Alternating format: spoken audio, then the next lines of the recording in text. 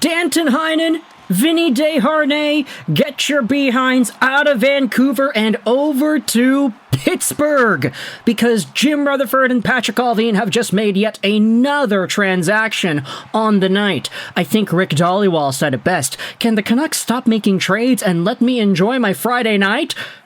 Crown. When in doubt, get a former Penguin. The Vancouver Canucks have just traded away Danton Heinen, Vincent Desharnais, Melvin Fernstrom, and the first-round pick they had acquired from the New York Rangers earlier today in the Miller trade. This isn't really surprising, right? I mean, the Vancouver Canucks trading away yet another first after being in a spot where the whole season, we were hearing buzz about how they wanted to contend and they were willing to get rid of younger pieces and all this stuff in order to do that. They were interested in Marcus Pettersson for most of the year. Now we're going to have Elias Pettersson, and Marcus Pettersson on our TV screens on the same hockey team at the same time. That is going to be a nightmare for John Shorthouse, for Brendan Batchelor, for all of the other commentators who have to talk about this team that are not in the Vancouver market. Marcus Pettersson to Elias Pettersson. Drew O'Connor's coming back to Vancouver too. Let's talk about the trade just from the perspective of where they are. Because I'm seeing immediate instinctual response for a lot of people that vary. There's a lot of people saying, oh, the Canucks have been fleeced in both of the trades. There are some that are saying that Patrik Allvin redeemed himself with this trade. There are some saying that the JT Miller trade was a really, really good one. Ultimately, the fact that nobody seems to be in any sort of general consensus, nobody can seem to agree whether or not the moves were unanimously good or unanimously okay, or unanimously bad. That says to me, ultimately, that there is reason to dive into this a little bit more. Because Vancouver, when you think about what they're doing with this trade, okay, let's take a look at the assets. So, Melvin Fernstrom, not really the most important prospect that you can find under the sun. I'm sorry, we have made a video or two talking about Fernstrom in the past. I mean, he's playing with Örebro Hockey Club this season, 18 years old, drafted in the third round by Vancouver in 2024. So obviously he is right there, just as a brand new dude who has 8 points in 35 games played. Realistically, if you were thinking about Fernstrom as an NHL hopeful, you weren't going to see him make the NHL until maybe 2028, 2029 is when he would probably be good in the NHL. Maybe 2030 is when he'd be actually an impactful player if you wanted to go that route. Obviously, he has a career in front of him. He might become great for the Pittsburgh Penguins, but the fact is that's not what Vancouver needed right now. Okay, let's go back onto the other assets here. Vincent Desharnais and Danton Heinen. Great. That's money coming off the books here for Vancouver. Salary going back the opposite way. When you think about Vincent Desharnais, he's been so bad this season, making $2 million a year this season, and next season he has been really not what a lot of fans were promised from this offseason's worth of development. He has been so incompetent at his job. Meanwhile, when you think about the other asset that was sent away to Pittsburgh in this trade, Danton Heinen has been okay.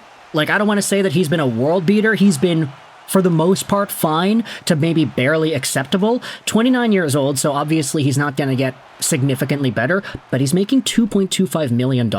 So with Desharnais and Heinen both coming off the books in this trade, that's $4 million a year out. Not just this year, but next year, because Danton Heinen is also making this amount of money till the end of 2026. Heinen, 18 points, 51 games played. Guess who's coming back in this trade? You've got Drew O'Connor, who is a new Vancouver Canuck. His contract expires this season, but he has the same, if not just slightly better point production than Danton Heinen for half the cost. He's making $925,000. Drew O'Connor this season, 16 points in 53 games. Danton Heinen this season, 18 points in 51 games. Okay, I stand corrected. Danton Heinen is producing a little bit more than Drew O'Connor is this season, but still, at double the cost, is that really worth it? I'm not too sure. Drew O'Connor has been a really nice addition to this Penguins middle to bottom six. He is younger than Danton Heinen. He also brings size where Danton Heinen is a little bit smaller. I really like the addition of Drew O'Connor in this trade. And then you talk about the defenseman coming back, Marcus Pettersson, who is now here in Vancouver after being such a long-storied target by Patrik Allvin and Jim Rutherford. 28 years old, left-handed defenseman. He can play the right side. He's a big dude, 6'4", 176, making $4.025 million a year till the end of this season. The contract is a little steep, I will say that. The Canucks ended up giving out $4 million, $4.2 million in Heinen and Desharnais, but they get on $4 million and $900,000 in Pettersson and Drew O'Connor. Of course, there is some extra salary freed up from the JT Miller deal, but this is allocating money in a pretty smart way. Marcus Pettersson is on pace for 29 points this season. He is a pretty reasonable top four defenseman who can play 20-plus minutes a night, who has been relied upon in Pittsburgh as that guy. He got traded here because his contract is expiring. This is a move, when you think about it, the Vancouver Canucks really improve from. I'm sorry, but there's no way you can convince me that Vinny Desharnais and Danton Heinen are more valuable on the Canucks right now than Marcus Pettersson and Drew O'Connor. I mean, that's just kind of the way I see it here. The first-round pick getting sent over, yeah, okay. There was always going to be some value going back over to Pittsburgh from this trade because of just how teams seem to like Marcus Pettersson on the market. The first-round pick going back over, that does kind of sting, but the Canucks do still have yet another first-round pick, their own first-round pick, to use in other trade discussions later on into March. Melvin Fernstrom is a big wild card. I don't really want to say with any definitive tone that he is a big loss or whatever. He's an extra prospect added on here. The first-round pick, also with that top 13 protection from New York.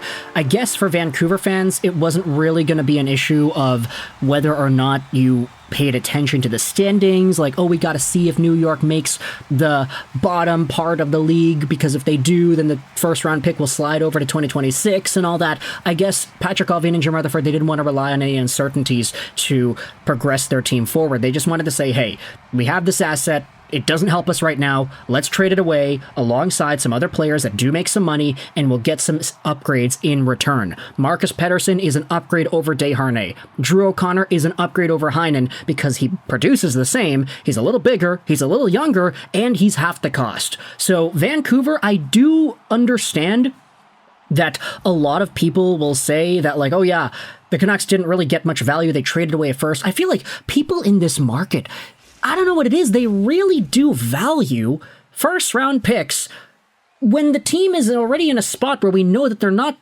really seeing it the same way. Like, I get it, first-round picks are amazing when you are a rebuilding team that is trying to get better through the draft, and you're willing to wait the multiple years that you will need to wait to have those draft picks pan out and become good. Guess what? A 2025 first-round pick, let's say it stays 2025. That means the Rangers would have finished somewhere in the top whatever, and the pick would have been, at best, 14th overall. Let's say you get a 14th overall guy in the 2025 NHL Entry Draft. That guy's not going to help out your team probably until, at the minimum, 2026, the end of the year, and then 2027, 2028 is when he's going to start to become good. Do the Vancouver Canucks have enough time to wait? No, they don't. Quinn Hughes' contract expires soon. They still have this guy on one of the best contracts in the league. So this trade, I don't think anybody should be surprised about it. Yeah, they flipped the first round pick right away. And they sent away some guys that the Vancouver Canucks, quite frankly, haven't been getting too much value out of. Danton Heinen and Desharnais have not been anywhere near MVP caliber for this Vancouver Canucks team, so why not improve the team with this kind of a move? I actually really like this trade. Let me know your thoughts in the comment section below about Patrik Allvin and Jim Rutherford making yet another move. I hope you enjoyed this video, and bye.